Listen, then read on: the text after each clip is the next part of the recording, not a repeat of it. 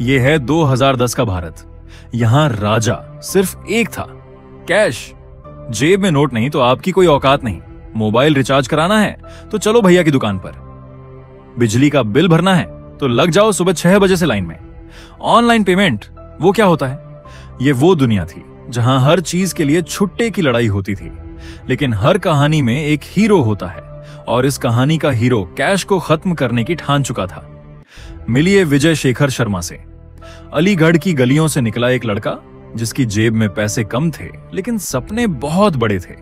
एक ऐसा इंजीनियर जो हिंदी मीडियम से पढ़ा था लेकिन दुनिया बदलना चाहता था।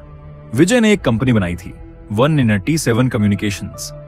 ये मोबाइल पर रिंगटोन, जोक्स और क्रिकेट स्कोर जैसी सर्विस देती थी। कंपनी चल रही थी लेकिन विजय के दिमाग में कुछ और ही पक रहा था। वो देख रहे थे कि लोगों के हाथ में धीरे धीरे स्मार्टफोन आ रहा है। उनके दिमाग में एक सवाल गूंजा, क्या हम इस मोबाइल को सिर्फ बात करने के लिए इस्तेमाल करेंगे या इससे कुछ बड़ा कर सकते हैं?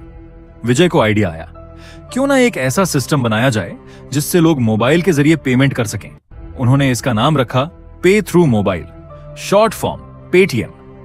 लेकिन यह आइडिया जितना शानदार था उतना ही डरावना। बोर्ड मीटिंग में उन्हें कहा गया, विजय ये भारत है, यहां लोग ऑनलाइन पैसा किसी को नहीं देते, ये आइडिया फ्लॉप हो जाएगा। कहते हैं विजय ने इस आइडिया के लिए अपनी 2% इक्विटी हिस्सेदारी दांव पर लगा दी। उन्होंने कहा, अगर ये नहीं चला तो नुकसान मेरा, लेकिन अगर चल गया तो ये दुनिया बदल देगा। 2010 में पेटीएम लॉन्च हुआ, लेकिन ये आज जैसा नहीं था। ये एक प्रीपेड वॉलेट था, मतलब पहले पैसा डालो फिर छोटे मोटे रिचार्ज करो। शुरुआत बहुत धीमी थी, लोग इस पर भरोसा नहीं करते थे। अरे भाई, पैसा ऐप में अटक गया तो विजय और उनकी टीम ने हार नहीं मानी। उन्होंने उबर जैसी कंपनियों से हाथ मिलाया। धीरे धीरे लोग इसका इस्तेमाल करने लगे, लेकिन पेटीएम अभी भी बस एक ठीक ठाक ऐप था।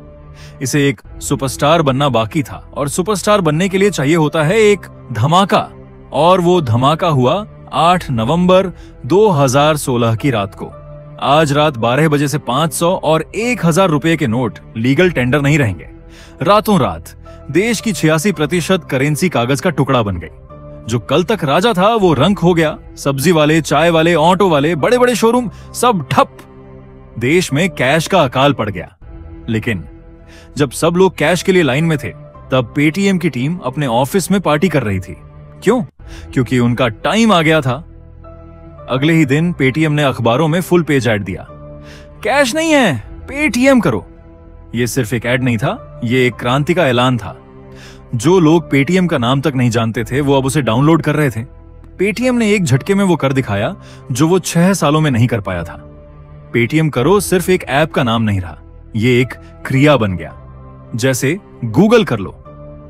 विजय शेखर शर्मा ने भारत की सबसे बड़ी मुसीबत को अपना सबसे बड़ा मौका बना लिया था। वो लड़का जो कभी 10 रुपए जेब में लेकर घूमता था, आज उसकी कंपनी की वजह से करोड़ों लोग बिना 10 रुपए की पत्ती के घूम रहे थे। नोटबंदी के बाद पेटीएम सिर्फ एक वॉलेट नहीं रहा, ये एक सुपर ऐप बन गया। Paytm payments bank, Paytm mall, insurance, gold, FASTag, share market. ऐसा क्या था जो पेटीएम पर नहीं था? वो देश की सबसे बड़ी कंपनियों में से एक बन गए। उनका आईपीओ, शेयर बाजार में एंट्री आया। लेकिन कहानी यहां खत्म नहीं होती।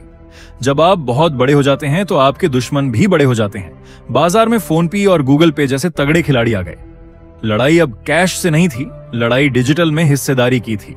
ऊपर से सरकारी नियम, आरबीआई का डंडा, कभी केवाईसी की मार तो कभी बैंक पर रोक। पेटीएम का राजा वाला ताज अब खतरे में था। पेटीएम की कहानी एक टिपिकल बॉलीवुड फिल्म जैसी है। इसमें एक छोटे शहर का हीरो है, एक नामुमकिन सपना है, बहुत सारा स्ट्रगल है, एक जबरदस्त क्लाइमैक्स नोटबंदी है, और अब पार्ट 2 का सस्पेंस है। क्या पेटीएम अपना नंबर 1 का ताज वापस पा सकेगा या ये नए खिलाड़ियों की दौड़ में पीछे रह जाएगा? इसका जवाब जो भी हो, एक बात तय है, अलीगढ़ के उस लड़के ने भारत के कैश के राज को हमेशा के लिए खत्म कर दिया और हमें सिखाया कि अगर जेब में कैश ना भी हो तब भी पेटीएम करो।